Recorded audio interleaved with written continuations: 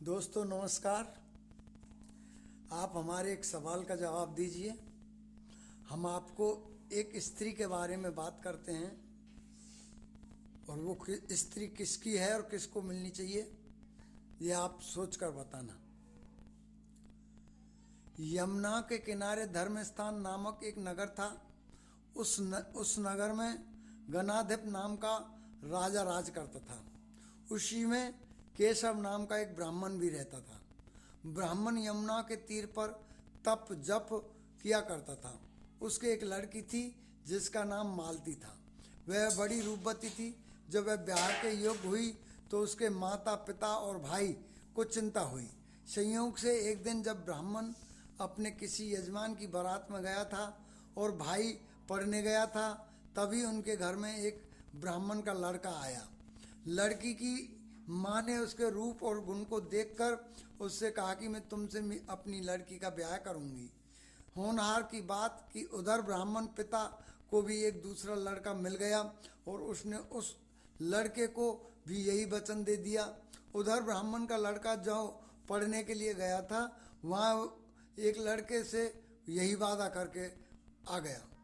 कुछ समय बाद बाप बेटे घर में इकट्ठे हुए तो देखते क्या है कि वहाँ एक तीसरा लड़का और मौजूद है।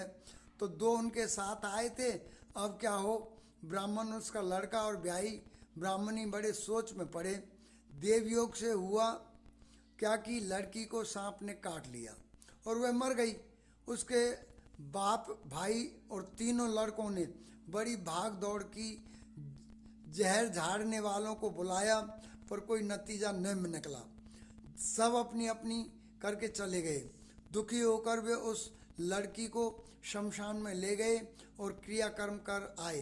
तीनों लड़कों में से एक ने तो उसकी हड्डियां चुन ली और फकीर बनकर जंगल में चला गया। दूसरे ने राख की गठरी बांधी और वह झोंपड़ी डालकर रहने लगा।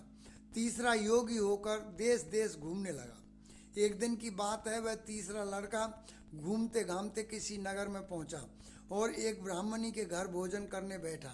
जैसे ही उस घर की ब्राह्मणी भोजन परोसने आई कि उसके छोटे लड़के ने उसका आंचल पकड़ लिया। ब्राह्मणी से अपना आंचल छूटता नहीं था। ब्राह्मणी को बड़ा गुस्सा आया। उसने अपने लड़के को झिझका, मारा, पीटा, फिर भी वह न माना तो ब्राह्मणी ने उसे उठाकर जलते चूल्हे में पटक दिया। लड़का जलकर राख हो गया। ब्राह्मण बिना भोजन किए ही उठ खड़ा हुआ। घर वालों ने बहुत तेरा कहा, पर वह भोजन करने के लिए राजी नहीं हुआ। उसने कहा कि जिस घर में ऐसी राक्षसी हो उसमें मैं भोजन नहीं कर सकता। इतना सुनकर वह आदमी भीतर गया और संजीवनी विद्या की पोथी लाकर एक मंत्र पढ़ा। जलकर राख हो चुका लड़का फिर से जीवित हो गया। यह देखकर ब्राह्मण सोचने लगा कि अगर यह पोथी मेरे हाथ पड़ जाए तो मैं भी उस लड़की को फिर से जिंदा कर सकता हूँ। इसके बाद उसने भोजन किया और वहीं ठहर गया। जब रात को सब खा पी कर सो गए तो वह ब्राह्मण चुपचाप वह पोथी लेकर चल दिया। जिस स्थान पर उस लड़की को जलाया गया था, वहाँ जाकर उसने देखा कि दूसरे लड़के वहाँ बैठे बातें कर रहे हैं। इस ब्राह्मण के यह कहने पर कि उसे संजीवनी विद्या की पोथी मिल गई है और वह मंत्र पढ़कर लड़की को जिंदा कर सकता है। उन दोनों ने हड्डियाँ और राख निकाली। ब्राह्मण के ने जैसे ही मंत्र पढ़ा वह लड़की जिंदा हो उठी। अब तीनों उसके पीछे आपस में झगड़ने लगे। इतना कहकर बेताल बोला, राजा बताओ कि वह लड़की किसको मिलनी चाहिए, और आप भी बताइए कि वो लड़की किसको मिलनी चाहिए। आपको 1 मिनट का टाइम है सोचने का। उसके तुरंत बाद मैं आपको इसको आगे बढ़ाने की कृपा करूँगा और आप सुनने की कष्ट करें।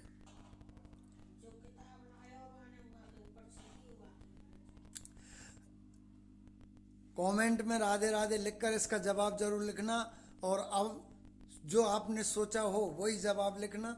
और मैं अब आगे आपको जवाब दे रहा हूँ, वो सुनिए। राजा ने जवाब दिया, जो वहाँ कुटिया बनाकर रहा उसकी। बेताल ने पूछा, क्यों? राजा बोला, जिसने हड्डियाँ रखी वह तो उसके बेटे के बराबर हुआ।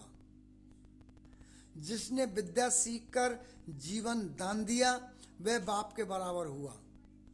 जो राख लेकर रमा रहा वही उसकी हकदार है। राजा का यह जवाब सुनकर बेताल फिर पेड़ पर जा लटका। राजा को फिर लौटना पड़ा और जब वह उससे लेकर चला तो बेताल ने उसको तीसरी कहानी सुनाई। इसी के साथ ये कहानी का समापन होता है। मिलता हूँ अगली कहानी में, और आप इसको लाइक और सब्सक्राइब जरूर कर देना और जय श्री राधे जरूर लिख देना। राधे कृष्ण।